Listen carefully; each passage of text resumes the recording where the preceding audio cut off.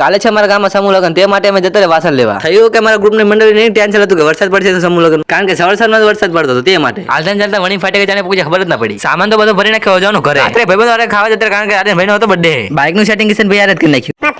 એટલે આ તો ભાઈબંધો નીકળ્યા, મને લાગ્યું ચોર હે. ચોર કરતા જાણે ભાઈબંધો વાળા પોકી જાય ખબર જ ના પડી. લે અજય ભાઈ વિડીયો ના બનાવતો, વિડીયો તો બનશે જ. બર્થડે બોયને વિશ કરી નાખજો કારણ કે હું નહીં કરવાનો.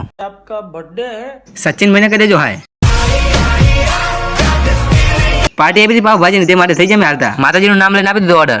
ખાવાનું ચાલુ ના કરતા કારણ કે બનાવવો પડશે વિડીયો. સચિનભાઈ ને આઈફોન બતા કરે, અમારી ટીમે કરી નાખ્યો ચાલુ. એ તો લીધો પણ બાટલા સ્પોન્સર કોણ બનશે નહીં ખબર. આઈફોન વાળા જોડે લઈ લો પૈસા, કારણ કે આઈફોન નકરો બતા કરે. મારા કરતા કિશનભાઈ ઓળખતા મારે બોલ નહીં કરું કારણ કે પીવું પડશે મારે સોડા. રાતના રાજા એટલે કે પબજી ગ્રુપ, કારણ કે સુરાભાઈ નું એવું કામ હોય ને, કારણ કે રાતે કરવું પડે. બોલા જોડે બંદૂક એમ કરે, ટ્રેક્ટર ની ટોલી ને આતર્યા અમે ચાણે કામ પછી તો નહીં ખબર. કામ પતી જોઈને 12:30 વાગી જાય ખબર જ ના પડી. ખબર તો બધી પડી, સુરાભાઈ આવતા હતા ચાણે છેલ્લા વાગી જાય ખબર જ ના પડે. જવું પડશે ખેતર કારણ કે વરસાદ પડે તો તે માટે જોવું પડે ને. આ છે મારું ખેતર ને પેલા કરતો હજુ ને આ લાઈક ફોલો કમેન્ટ કરવાનું ભૂલતા જ નહીં.